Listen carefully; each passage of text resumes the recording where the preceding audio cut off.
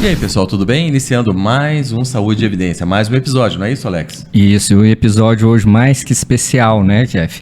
Oftalmologia. É Primeira novo, vez, né? Primeira vez aqui, um médico oftalmologista para falar, uma médica oftalmologista para falar sobre esse assunto tão importante, né, Jeff? Exatamente, porque estamos numa campanha, existem campanhas todos os meses, e acho que Cada mês é uma cor, né? E acho que pouca gente sabia que tem uma cor específica para os olhos, não é isso? E que cor que é, Jeff? Turquesa, aprendi agora há pouco. Turquesa é um azul meio esverdeado, é isso? Isso, é um azul diferente. E o que significa? O que a gente está combatendo com essa cor? O que a gente está ajudando a divulgar, Jeff? Basicamente, a gente está falando da campanha do olho seco, mas obviamente é o mês que a gente vai aproveitar para falar da oftalmologia de modo geral. De modo geral. E esclarecer para o público do Saúde e Evidência muita coisa relacionada à oftalmologia, porque é uma área tão vasta e acho que muita gente pensa no oftalmologista da mesma forma como se pensa em outras áreas, né? Coloca o oftalmologista apenas numa única área, né? De atuação. Isso. E a convidada hoje é a doutora Karime. Correto, doutora Karime? Eu não vou me atrever a falar o sobrenome, vai ficar por conta da senhora. Tudo bem, é um prazer estar aqui falando com vocês hoje. Meu nome é Karime Uamoto, sou médica oftalmologista formada pela UFG e estamos aqui hoje para falar um pouquinho sobre o Julho Turquesa, né? Que é o mês de conscientização da síndrome do olho seco. Certo. E quando a gente fala de olho seco, né, nós estamos no estado de Goiás, Centro-Oeste, os meses, nós temos aqui uma diferença no Brasil, né, que são 3 meses, né, de tempo extremamente seco. Nossa região é mais afetada que outros estados ou não? Com certeza, né? Goiás, nesse período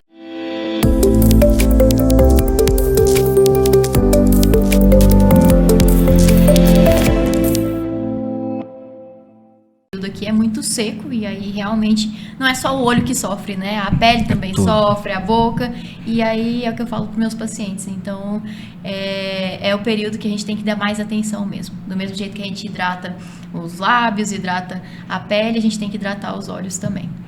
Não, perfeito. Eu quero saber de tudo isso, Karime, mas primeiro eu queria saber um pouquinho de você, né? Fala um pouquinho da sua formação, porque muito dos seguidores aqui do Saúde em Evidência são alunos, são discentes e pessoas, né, que também querem ser médicas e se formar na área. Fala um pouquinho da sua carreira, como que você chegou a esse... Perfeito. Bom, tudo começou lá na Faculdade de Medicina, né? Então, eu me formei pela Universidade Federal de Goiás. Eu fiz medicina aqui em Goiânia mesmo. E, a seguir, eu me especializei em oftalmologia, que era uma especialidade que, na verdade, era a que eu tinha mais contato. Então, pelo fato de usar óculos e tudo mais, era um médico que todo ano eu estava lá. E eu gostava muito dessa área, achava muito interessante. Então, foi o motivo de eu ter feito a especialidade em oftalmologia. Então, eu me formei no Cerof, que também faz parte, é o Hospital de Olhos da UFG, né?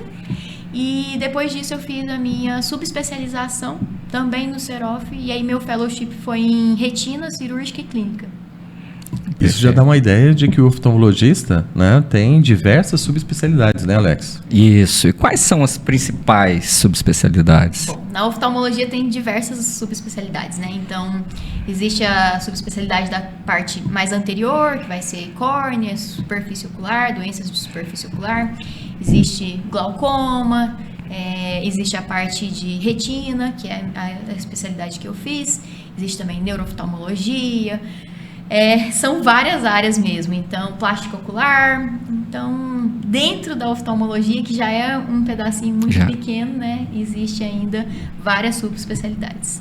Quando a gente fala de saúde dos olhos, né, essa campanha, né, de julho, o Julho Turquesa, ela surgiu com que intuito, doutora? A ideia do Julho Turquesa é dar um pouquinho mais de atenção em relação à parte dos olhos, principalmente superfície ocular. O que é superfície ocular? É a parte de fora dos olhos. Então, envolve córnea, conjuntiva e várias doenças que acometem aí essa região, elas podem cursar com a síndrome do olho seco, e por isso que a gente deu essa ênfase nessa matéria aí. Mas se restringe somente a isso ou não? Aproveita-se o Turquesa para falar um pouco da saúde dos olhos de modo geral. Então, A gente dá mais ênfase na parte de síndrome de olho seco mesmo, mas de fato é muito importante a gente falar sobre as doenças que acometem os olhos, né? Então, assim, cada mês, na verdade, dentro da oftalmologia existe um mês para falar sobre cada tema, né? Mas nesse momento a gente fala muito sobre a síndrome do olho seco, que envolve não só o olho em si, mas também outras doenças. Que eu até estava conversando com o Alex um pouquinho antes, que algumas doenças sistêmicas podem cursar com doenças nos olhos. E se a gente não trata a doença que a pessoa tem no organismo como um todo, o olho ele realmente não vai responder adequadamente. Em termos de número, assim, quantas pessoas são acometidas com essa síndrome do olho seco? Teria uma estatística aproximada ou não? Geralmente, assim, é bem comum, não é pouco comum. A gente acaba falando numa porcentagem mais ou menos de uns 40% por aí. Nossa. De toda a população? Mas, sim. Mas a maior parte a gente não diagnostica, ou às vezes diagnostica, mas não documenta, né? Então, realmente é difícil a gente definir exatamente qual que é o acometimento. E quais são, assim, acho que é bom as pessoas saberem os principais sintomas, porque às vezes as pessoas até têm e não sabem, né, Alex? Eu acho que o primeiro é o olho seco. O olho fica seco a ponto da pessoa perceber, começa a sentir aquela areinha. Como que é, doutor, os primeiros sintomas? Acho assim, o primeiro sintoma, que é o mais comum, na hora que a gente fala síndrome de olho seco, a gente vai pensar nisso, né? É a sensação de que o olho tá seco. Então tem gente que fala assim, eu acordo, minhas pálpebras nem abrem direito de tão pregadas que elas estão, de tão secas que elas estão. Então isso assim, a gente já olha e fala, beleza, síndrome do olho seco. Mas existem outros sintomas. Então, irritação é um deles, hiperemia ocular ou vermelhidão, né? O olho vermelho pode ser uma situação. Irritação nos olhos, então aquela sensação de como se tivesse um cisco dentro do olho, ou então parece que pisca, parece que tem uma areia, não conseguem... As pessoas não conseguem nem explicar exatamente o que está sentindo. Outro fator, outro sintoma que a gente pode apresentar também é a sensação de embaçamento. Então, às vezes o paciente tem a sensação de que o olho está embaçado, que a visão está embaçada, e acha que às vezes o problema é os óculos, o grau que está diferente, e às vezes o olho seco também dá esse embaçamento. E por que tem esse embaçamento visual? É uma comparação que eu faço também no consultório. Eu falo assim, um vidro transparente, ele permite que você enxergue bem ali do outro lado. Se o vidro está todo arranhado, então pense comigo, um olho muito seco, ele é mais fácil de arranhar. Então, se ele está mais arranhado, eu não vou ter mais dificuldade de enxergar? Então, isso mostra que um paciente que tem o olho seco, ele às vezes pode ter alguns machucadinhos, como se fossem micro arranhados, que fazem com que a pessoa enxergue mais embaçado. Então, isso acaba tendo mesmo essa sensação de embaçamento. Entendi. E nesse aspecto, né, dos primeiros sintomas, existem fatores que contribuem mais, tanto intrínsecos ao próprio paciente, ou de ambiente, ou de trabalho, que podem propiciar mais essa síndrome ou não? Com certeza. Acho que o principal, que é o vilão da era moderna, né, uso de telas e ar-condicionado. Então, assim... Quem aí não está trabalhando, mexendo com tela, celular, todo mundo. computador, exatamente. E o ar-condicionado. Então, esses são os principais vilões, né? O ar-condicionado, ele tira muito a umidade do ambiente. E aí, nesse momento, ele acaba atrapalhando um pouquinho na lubrificação ocular. E o uso de telas também. Então, assim, pensando na luminosidade, que incomoda um pouco também, mas principalmente no fato da gente estar mais concentrado. Então, no momento que a gente está mais concentrado, a gente tende a piscar menos. Faz parte. É normal a pessoa sentir isso. E aí, quando ela pisca menos, ela lubrifica menos o olho e o olho resseca. Então, tem algumas coisas que a gente pode fazer para a gente evitar isso aí, sabe? Acho que o Alex vai estar curioso sobre isso, porque o Alex, para quem não sabe, a gente sempre fica pegando o pé no outro, né? Começou a falar em olho seco, daqui a pouco ele fala, Jeff, eu acho que eu também estou acontecendo, né, Alex? Ou não?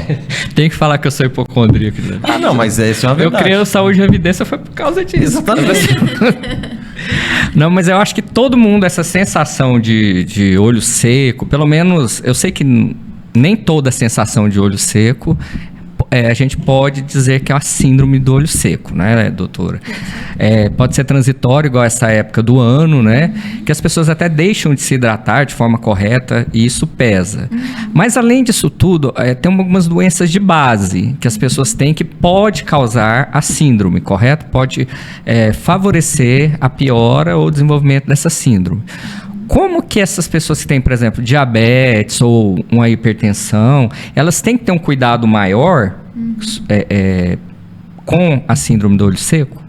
O que acontece? A síndrome do olho seco, ela vai ser causada por diversos fatores. Então, como a gente tinha falado, questões de comorbidades, então doenças sistêmicas podem ter relação com isso, sim. Então, um paciente, por exemplo, diabético, é um paciente que tem um pouquinho mais de alterações vasculares e tudo mais. Não necessariamente ele vai ter uma síndrome de olho seco de forma geral.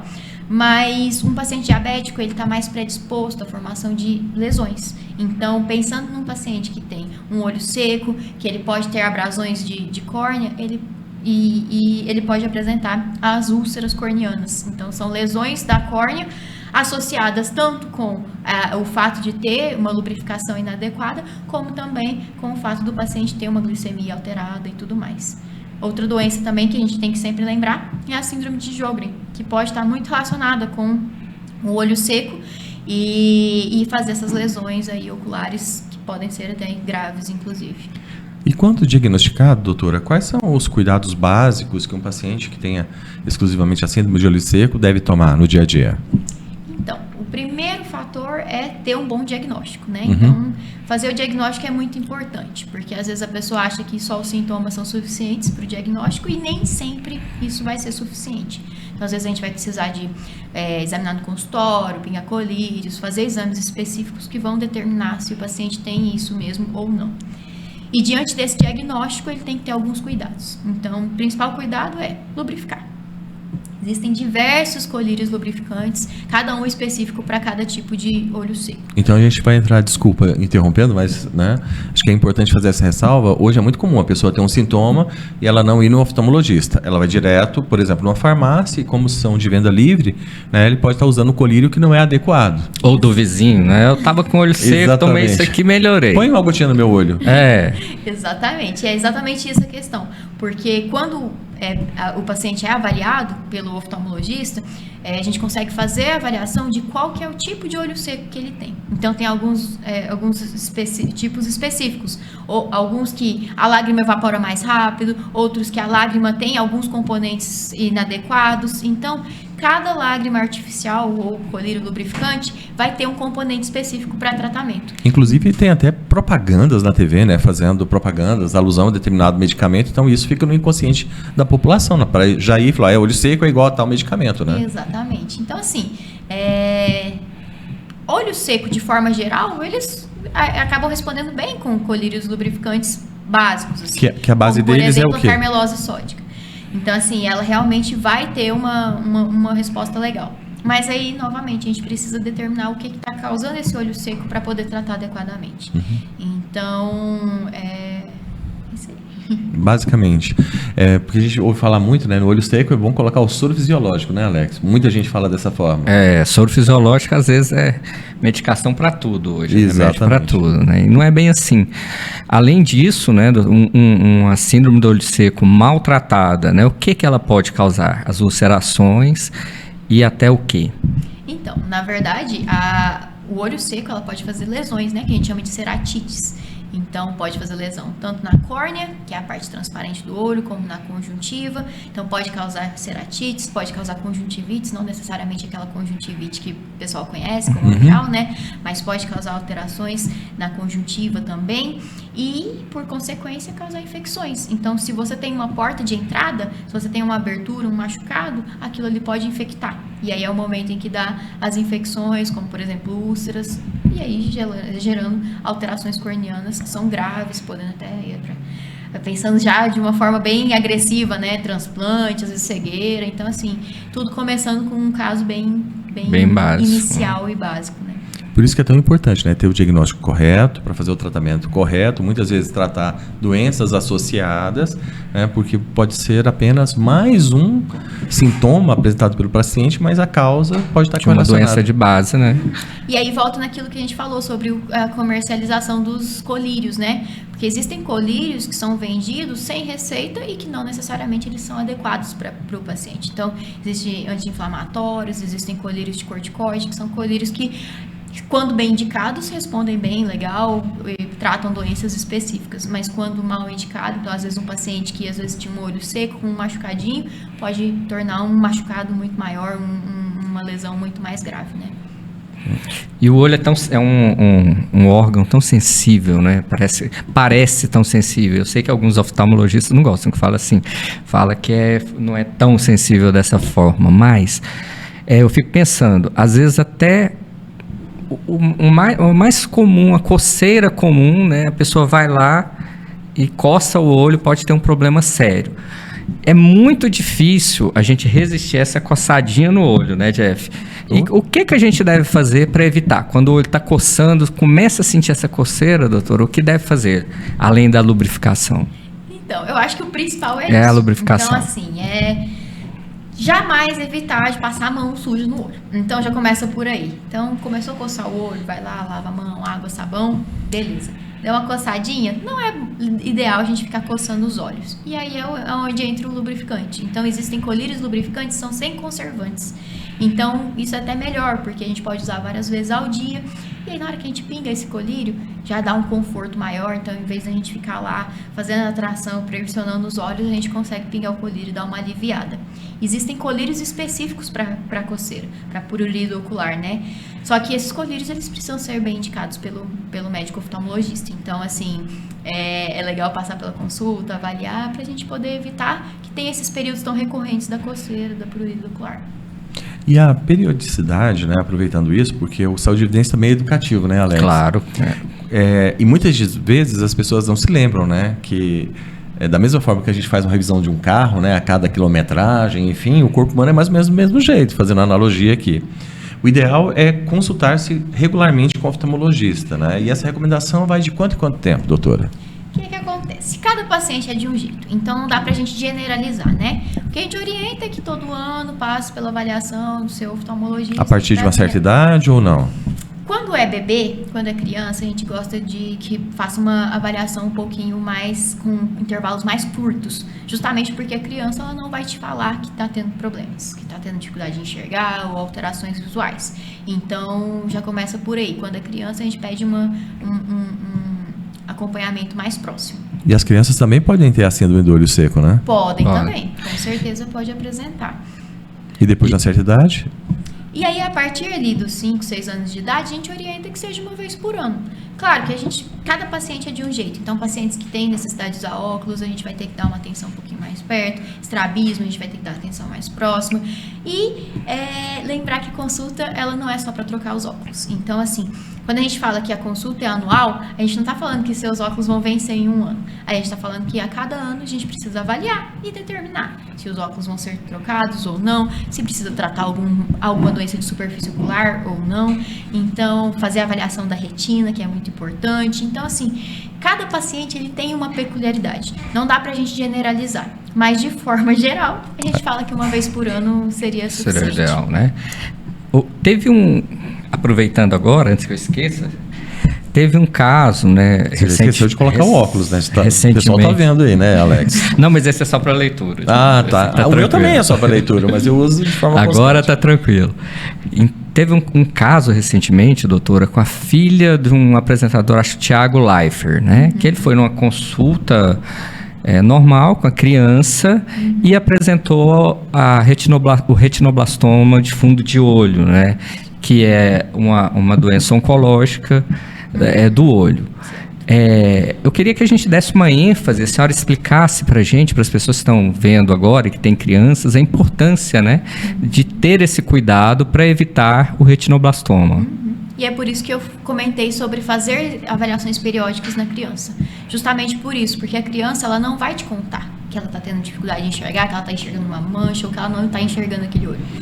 O que ela vai apresentar? Às vezes a criança tem dificuldade para caminhar, às vezes cai demais, às vezes ela tem alguma alteração, às vezes tira a fotografia, que é o mais famoso, né? Tira a fotografia, vê o reflexo diferente. Mas assim, por isso que a gente pesquisa, a gente tem a triagem, a gente precisa fazer o rastreio dessa criança.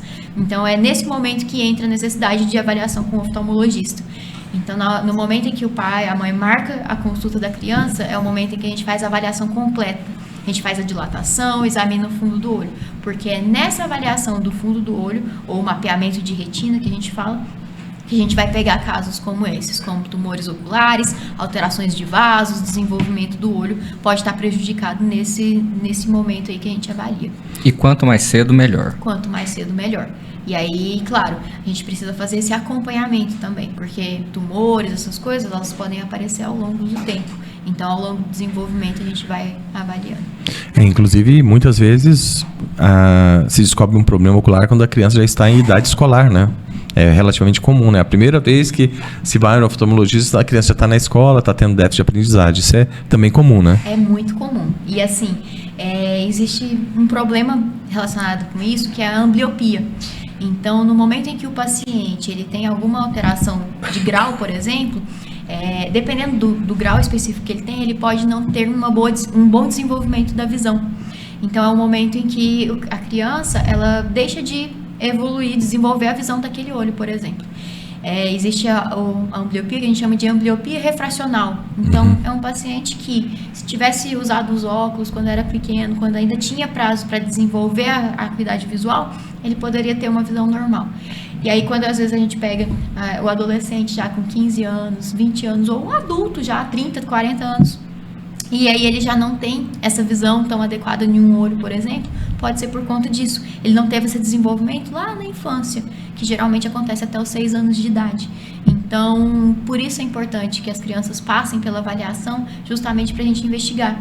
Porque uma enorme maioria dessas crianças, dessas pessoas, elas enxergavam bem de um olho. E esse olho compensava o outro. Então, a pessoa vivia a vida normalmente e só vai descobrir que tem essa dificuldade depois de adulto. Aí gera praticamente uma visão monocular, né? Exatamente. Aí a gente já não tem o que fazer para recuperar isso. Não com então, as técnicas que a gente tem atualmente. Isso. Então, para ficar claro, em alguns casos, né, a indicação correta de lentes, né, de um óculos, ela pode ajudar muito na recuperação de um olho que, às vezes, na idade adulta, a pessoa pode ter sérios problemas, podendo levar até mesmo a perda da visão daquele olho. Exatamente. É essa a importância de fazer desenvolvimento visual da criança, que é até os 6 anos de idade, mais ou menos, estimulando o uso dos óculos. E algumas crianças precisam usar tampão, algumas crianças têm estrabismo e também pode ter essa alteração no desenvolvimento ocular, desenvolvimento visual. Então, assim, são fatores que a gente vai buscar lá atrás, lá quando é criança, quando ainda está em desenvolvimento. Porque depois que a visão já está desenvolvida, a gente já não consegue recuperar.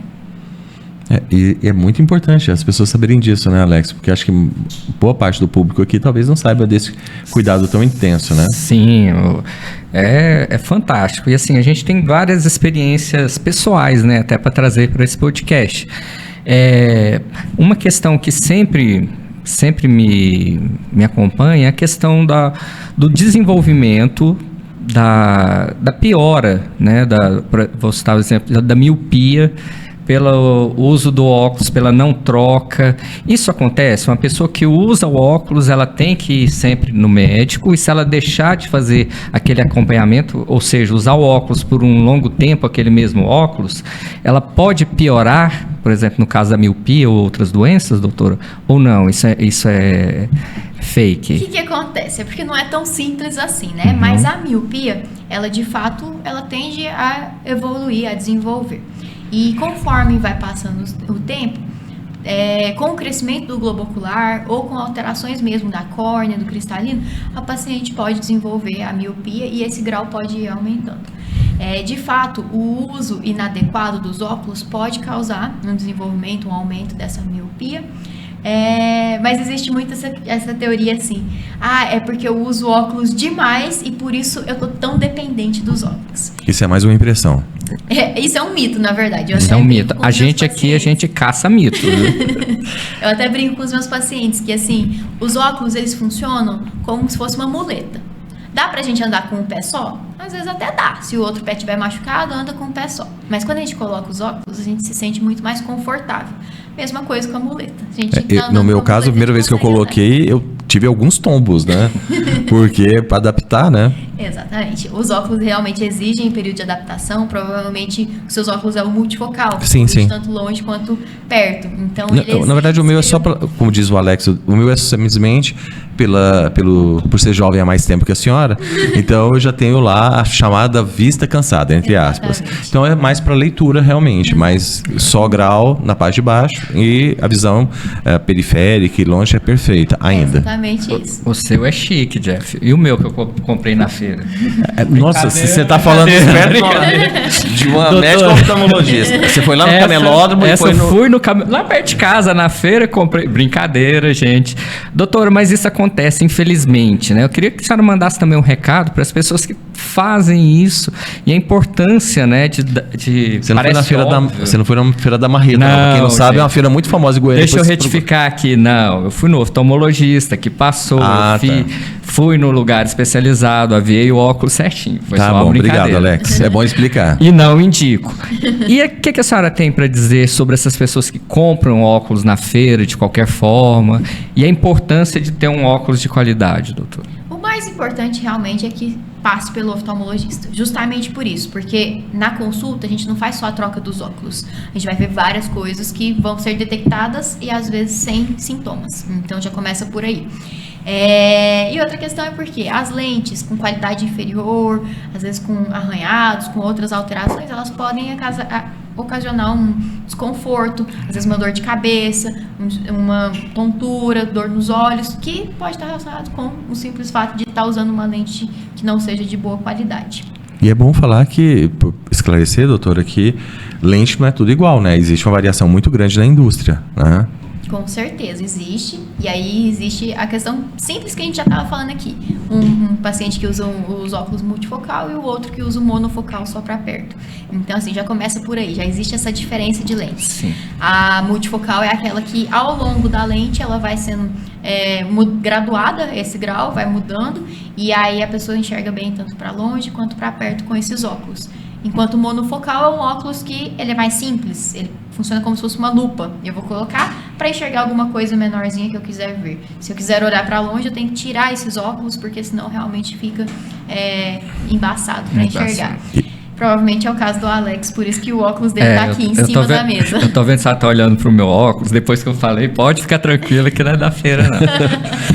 Doutor, desculpa, Alex. Não, a gente ainda tem mais um ponto, além da feira, eu falo da feira ali do lado, que é a internet, né? E assim, o que eu vejo de propaganda ali na internet, óculos para dirigir, compre esse óculos que melhora para você dirigir à noite.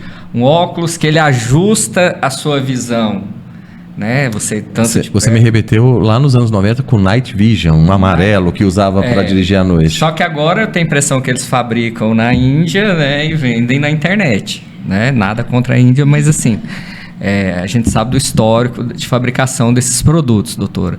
Esses óculos para noite ou até para tela, né, que tem alguns que vendem aí, eles são seguros ou vale aquela mesma premissa de comprar nas óticas? Então, eu acho que é muito importante isso, é uma dúvida que é importante ter.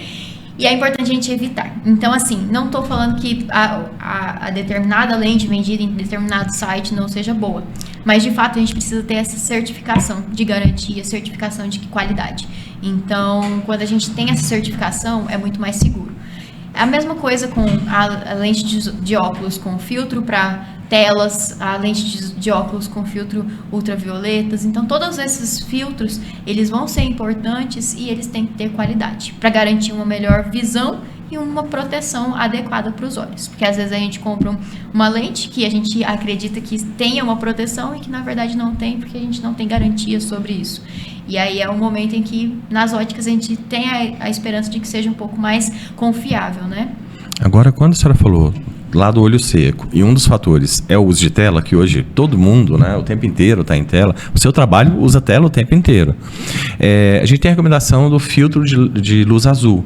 Realmente ele atenua um pouco a síndrome do olho seco ou não? Ele não teria essa finalidade específica? O que acontece? Não existe estudo que mostra adequadamente, falando assim, essa lente, ela vai evitar a síndrome de olho seco, ela vai evitar qualquer problema, não.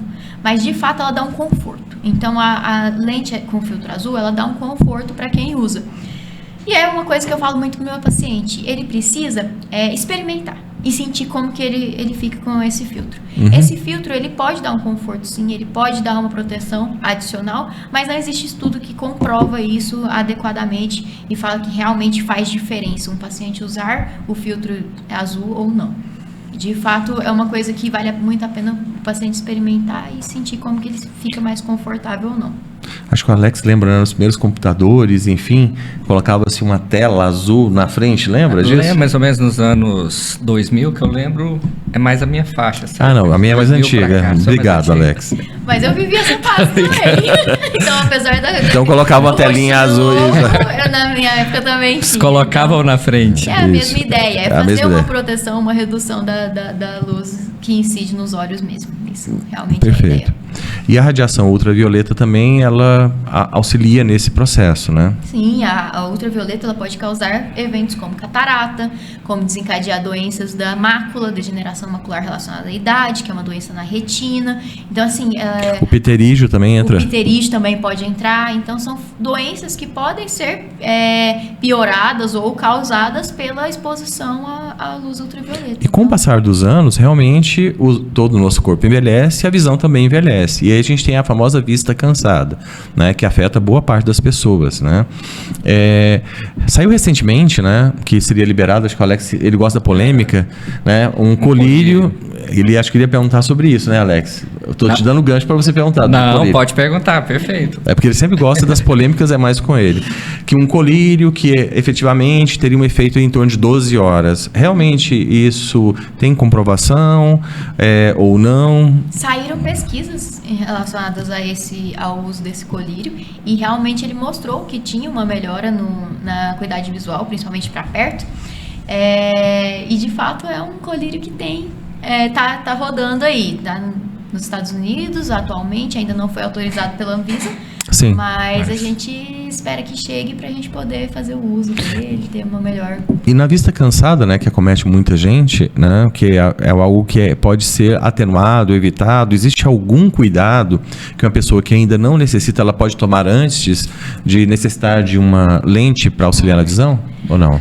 Eu vou mais longe, vou só colocar Ó a polêmica, mais lá vem a polêmica, né, Alex? Mais uma vez na internet. A gente vê na internet alguns profissionais ensinando alguns exercícios para melhorar a vista cansada.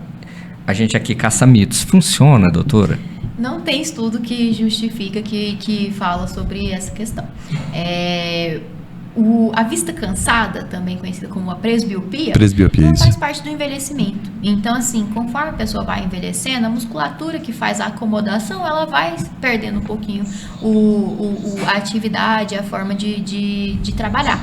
Então, acaba que realmente isso acontece e faz parte do envelhecimento. Agora, o colírio, ele tem uma função um pouquinho diferente, porque ele faz uma mudança na pupila. E aí, dessa forma, ele permite que a pessoa tenha uma visão um pouquinho melhor para perto. Então, ele age de uma forma um pouquinho diferente dessas terapias para estimular a musculatura, essas coisas, até porque é uma musculatura que não tem como a gente estimular com movimentos, com fisioterapia mesmo. Não para esse tipo para essa finalidade de problema. E um outro mito que existe muito, né, que a senhora citou rapidamente, né, que as pessoas falam, depois que eu coloco o óculos eu vou ficar dependente dele. E muitas pessoas, né, adoram usar óculos, né, e outras, depois de um tempo, optam por outro tipo, como por exemplo as lentes de contato, né, que é muito comum, acredito no seu dia a dia deve passar muito por isso. Os cuidados, obviamente, com a lente de contato são muito maiores do que com os óculos, né? Hoje em dia, com o desenvolvimento de diversos tipos diferentes de lente, se tornou realmente uma terapia muito segura ou existem limitações para alguns tipos de pessoas?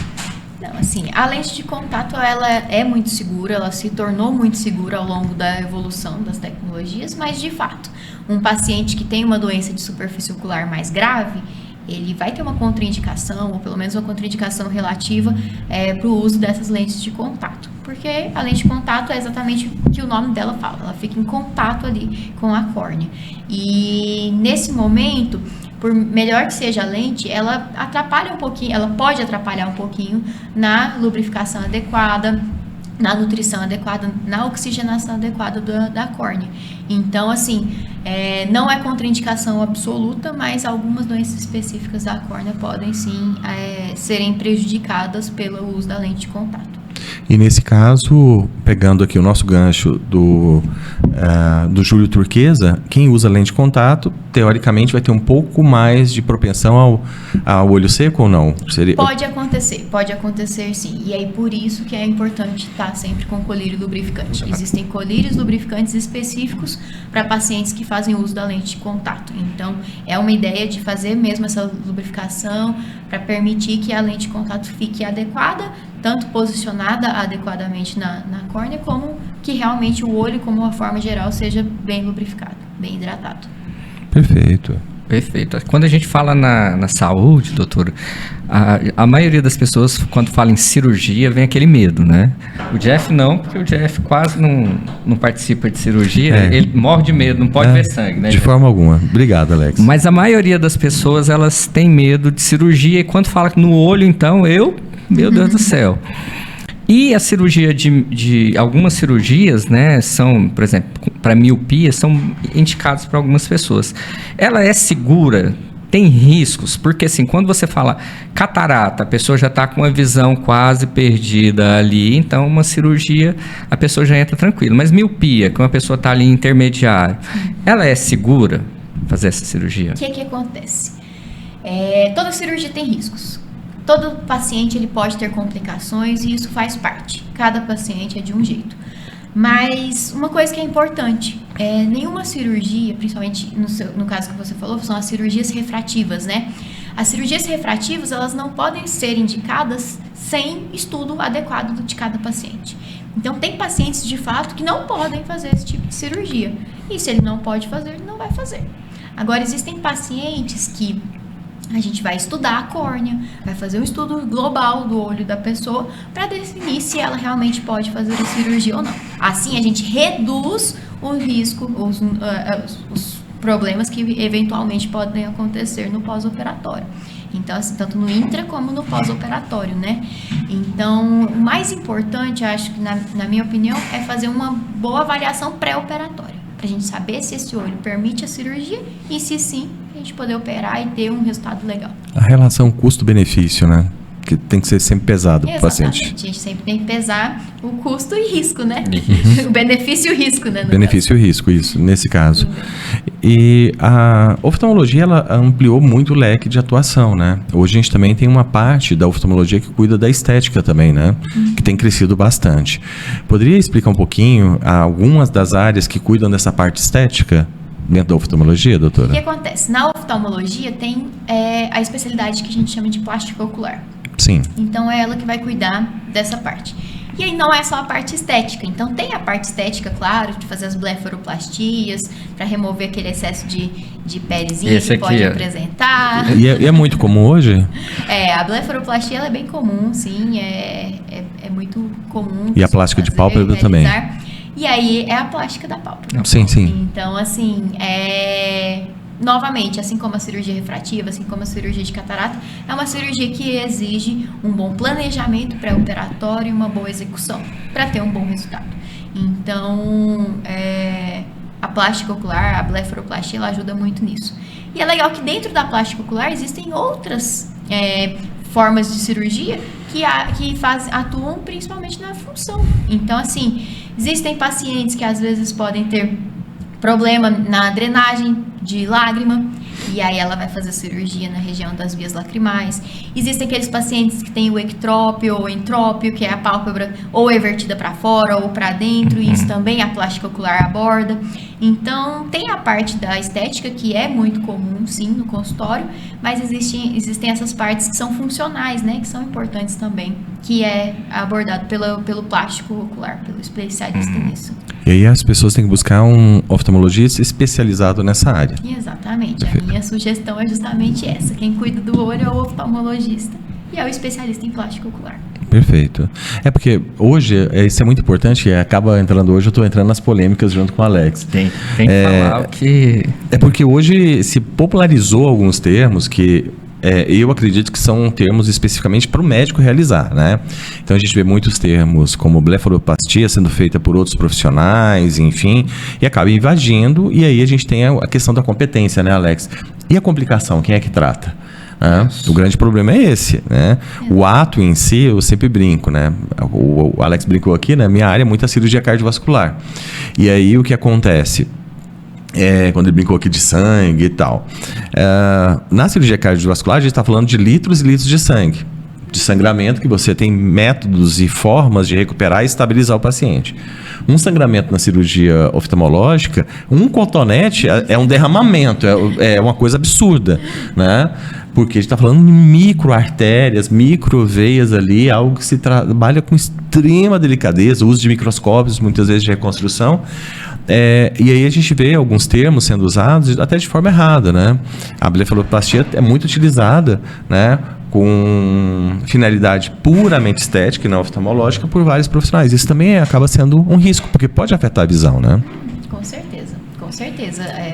Pode acontecer do paciente ter retrações pós-operatórias, tirar muita pele, né, acabar desenvolvendo o olho seco. E aí a gente volta para o Júlio Turquesa de novo, que realmente, às vezes o paciente pode ter exposição da superfície ocular e causar um olho seco, aí fazer lesões e tudo mais. Coisas que é menos comum quando abordado pelo profissional específico disso. E isso é até importante, né, as pessoas saberem, porque todas as profissões têm seus próprios conselhos. E muitas vezes uma pessoa, no afã de fazer um procedimento, acaba criando um problema para o paciente, sendo um perigo para a sociedade e até mesmo para si próprio, né, que vai colocar a carreira em risco, né? Quando eu citei da blefaroplastia, a gente acha na internet assim, um monte de pessoas oferecendo procedimento, que nem sempre é realizado por um profissional habilitado. E aí nesse mesmo segmento, a gente tem a optometria, né, que é muito utilizada. Algumas óticas até oferecem, né? Entre aqui e faça seu exame de vista. Na visão da oftalmologia, como é visto essa relação? Eu sei que o tema é um pouco espinhoso. Bem polêmico. Mas a gente precisa discutir isso, né? Até para ter a visão de uma profissional da área. Sim. É basicamente o que eu falei também no início. Que assim, quando a gente fala em consulta oftalmológica, a gente está falando de uma consulta médica, um ato médico, uma consulta completa que vai abordar não só a troca de óculos, como vários outros fatores. Nessa consulta que a gente pode detectar doenças, inclusive, que não trazem sintomas inicialmente. Por exemplo, um glaucoma, que pode levar a uma cegueira irreversível e que o paciente, se ele tiver um diagnóstico precoce, ele pode viver a vida inteira tranquilamente. Sim. Então, assim, quando ele passa por um optometrista, por um profissional que não estudou para isso, não tem a especialização para essa questão, ele vai fazer uma troca dos óculos. E aí, basicamente, para o leigo entender, vai testar vários... vai colocar várias lentes, fazer o teste e ver qual que está melhor, qual que está pior. Tentativa e erro. Entendi. Pronto. É similar ao que você comprou, né, Alex, quando você foi lá na feira? Você falou... Não.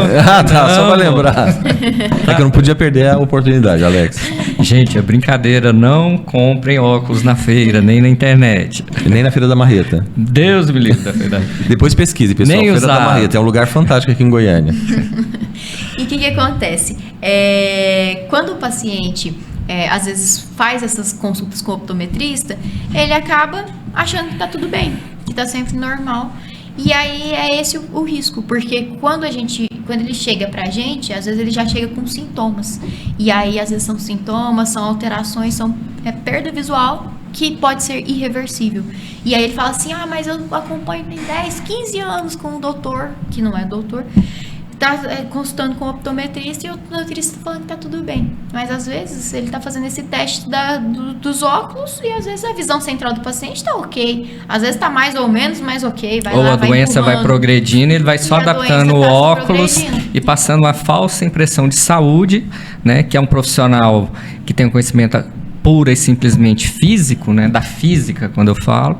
E a parte clínica não domina nada, né, doutor? Exato. Então, assim... O principal é o glaucoma, mas existem retinopatias, então tem retinopatia diabética, por exemplo, que às vezes o paciente tem vários acometimentos em toda a periferia do olho, toda a periferia da retina, e ele nem fica sabendo disso, porque a visão central tá funcionando, o optometrista passou os óculos para ele tá usando os óculos e tá achando que tá tudo bem.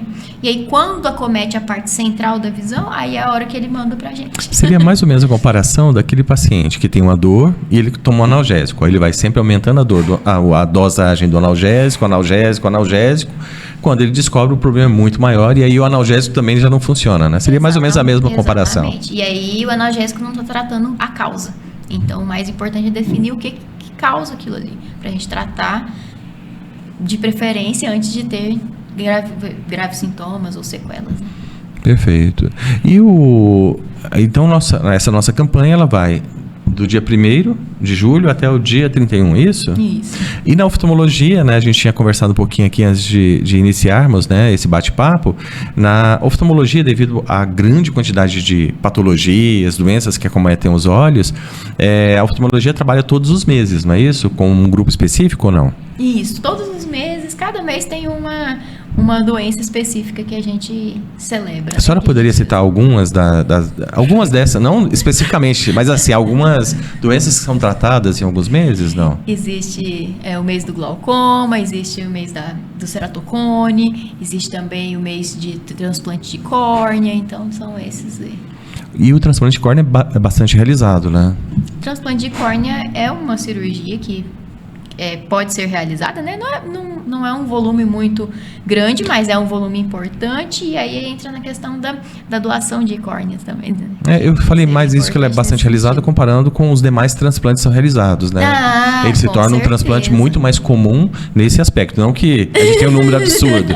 A minha pergunta, até corrigindo, né? Entre os transplantes são realizados, o transplante de córnea ele tem um número bastante... Com certeza. E assim, por diversos motivos, né? Mas os principais são a doença da córnea chamada ceratocone e também úlceras, né? Então, perfurações, alterações de córnea, doenças de córnea que podem exigir esse tipo de transplante. Existem também distrofias de córnea que também podem exigir transplante.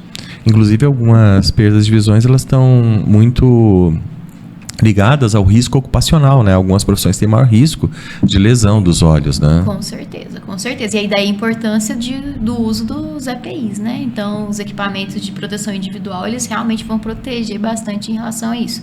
Tanto em relação a traumas, como em relação a perfurações e também infecções, né? Eu digo isso porque na família, né, Alex falou de casos de família aqui, né, mais cedo, meu pai teve problemas da visão, né, ele acabou sendo dependente do óculos durante muito tempo, mas justamente porque ele trabalhava muito com solda elétrica, né, e voltando muitas décadas atrás, assim, proteção para quê, né, então isso acabou lesando, né, e dando cicatriz na córnea, enfim, precisou fazer uso do óculos durante boa parte da vida dele, né, por lesão, devido à profissão que ele exercia. Né?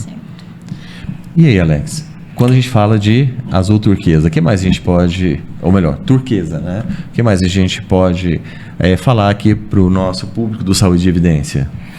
Olha, eu aprendi muito, eu tô assim super satisfeito, doutora, e quero falar, se a senhora quiser acrescentar mais alguma coisa que a gente não falou aqui, né, Jeff? Sim. Para falar um pouco do azul turquesa, e eu vi também a importância da gente falar sobre essa parte de oftalmologia.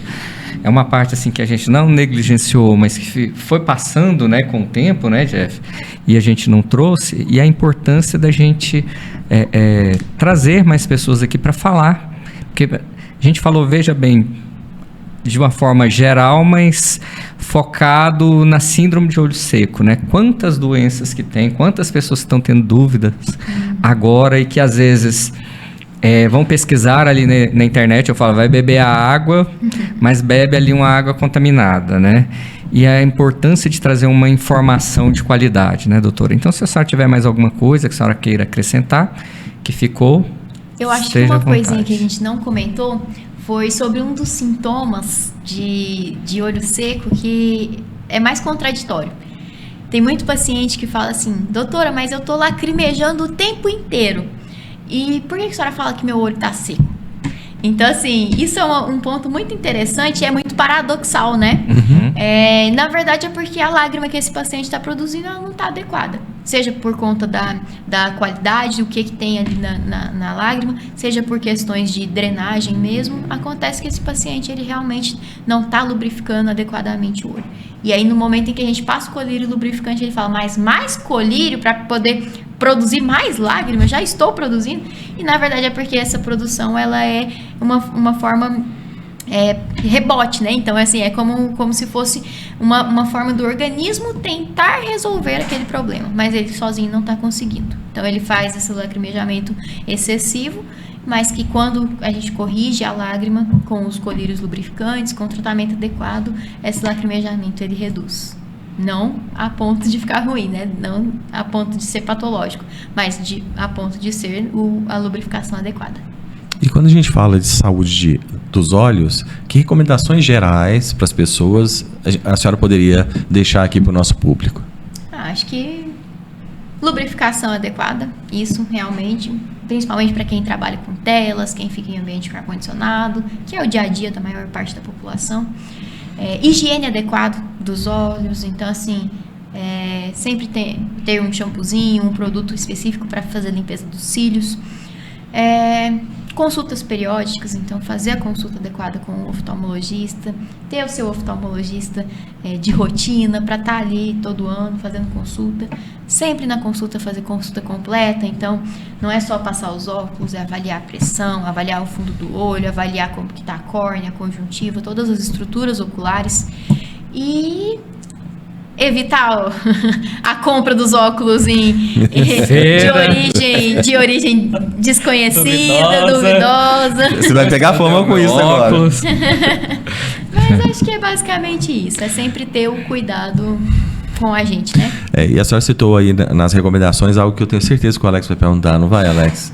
Quando ele falou dos cílios. Dos cílios. Por causa dos cílios postiços, que hoje virou uma febre mundial e o Brasil usa bastante, né? A gente Mas vê nem passou pela minha cabeça. Não, Alex, não. Eu jurei que você ia perguntar sobre isso. Jurou errado. É porque a gente vê, assim, alguns cílios aí que na hora que você... A primeira coisa que você percebe na pessoa é aquele cílio enorme. Perto dos olhos sempre vem na minha cabeça assim, meu Deus do céu, isso daí para tirar ou para limpar é uma porta aberta para uma infecção, né? Com certeza, sim. Tem que ter uma higiene adequada. Então, paciente que faz uso de cílios postiços, ele tem que ter um uso do shampoozinho adequado para fazer a limpeza adequada, usar o colírio lubrificante. E assim, tem alguns tipos de cílio que realmente a gente até contraindica, porque quando é muito volumoso, ele acaba atrapalhando na lubrificação mesmo, porque o olho ele lubrifica ao piscar. Se você tem um cílio gigantesco ali e não está conseguindo fazer a oclusão adequada dos olhos, é claro que o olho vai ter alguma doença, algum problema mais relacionado com isso. Então, higiene adequada dos cílios de volume ok, a gente já até aceita, desde que faça uma lubrificação adequada. Tem produtos, são colas que são colocadas ali que nem sempre é a origem, né, Alex? A gente volta com a brincadeira de lógica, eu falei brincando com o Alex aqui, a gente sempre brinca com isso, né, aqui nos podcasts, mas o pessoal usa cola, sabe qual a origem daquilo, qual o componente, enfim, isso pode gerar problemas, né? Com certeza, e aí é a mesma coisa, né? Então, quando a gente escolhe um profissional, seja de qual área for, é importante que tenha uma garantia, uma qualidade, né? Uma certificação de qualidade para a gente poder fazer qualquer procedimento que seja. Que ótimo. Então, Alex. Nossa, perfeito. Eu tinha várias perguntas, né? Essa do cílio você não pensou? Fala a verdade. Não, mas eu pensei em pessoas que fazem cirurgia para trocar a cor do olho. Mas aí você está entrando na polêmica da polêmica, né? Vai ficar para a próxima, doutor. E já aproveito o convite para a senhora voltar, porque a gente tem vários assuntos aqui, né, Jeff? Para falar sobre oftalmologia, dentre elas essa, que infelizmente pelo tempo vai ficar para a próxima. Claro, a gente tem que deixar para a próxima para nosso convidado voltar outras vezes. Com certeza. Muito obrigada pelo convite, foi ótimo estar aqui com vocês, falar um pouquinho. A experiência foi ruim, doutora? Estou à disposição para o próximo podcast. Ótimo, já vamos agendar. Então, doutora, se a senhora quiser deixar suas redes sociais, falar das empresas que a senhora trabalha, fica à vontade que esse espaço é seu. Muito bem, então, minha rede social é karime.iwamoto. Minha rede social é karime.iwamoto.oftalmologista. Pode me seguir lá no Instagram, lá tem o link também dos lugares onde eu atendo. Atualmente eu tenho atendido no Instituto Pan-Americano da Visão e na Totum Saúde. Perfeito. E aqui pertinho, né? Pertinho. Bem próximo aqui de onde nós estamos falando, gravando esse podcast. E o que mais, Alex? O que a gente pode falar para o nosso público hoje sobre Jeff, por enquanto, azul turquesa? Sobre a azul turquesa, acho que a gente já falou bastante, né, doutora? E a doutora Karime foi cirúrgica, né, e falou tudo que podia falar. Eu quero agradecer a todo mundo que nos acompanhou até agora, né? Eu acho que o azul turquesa, essas campanhas, elas são muito importantes para conscientizar. Sempre tem alguém com uma dúvida. E você que acompanhou a gente até agora, vai lá, clica no sininho, segue a gente, fala pro pessoal seguir a gente, né? Você que está acompanhando no TikTok, a gente agora precisa crescer nas redes sociais, Jeff, é hora de apelar. É hora da gente marcar presença. Então, seguir no Saúde em Evidência, o nosso portal é www.saudeemevidencia.com.br. O YouTube, @YouTube, Saúde em Evidência. E as redes sociais, Saúde em Evidência, @Saúde em Evidência também. Tá bom? Perfeito, só tenho a agradecer, doutora Karime, muito obrigado por estar aqui conosco nesse episódio de Saúde em Evidência, né? Azul Turquesa, campanha tão importante, com o olho seco. Eu posso dizer que eu sofro bastante com isso há muito tempo, né? Mas eu vou regularmente ao oftalmologista, que fique claro isso, Alex, antes que você vai pegar no meu pé. E agradecer a vocês e nos acompanhem.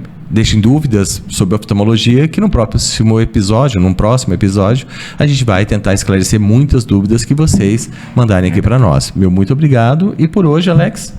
Por hoje é só e até a próxima. Até.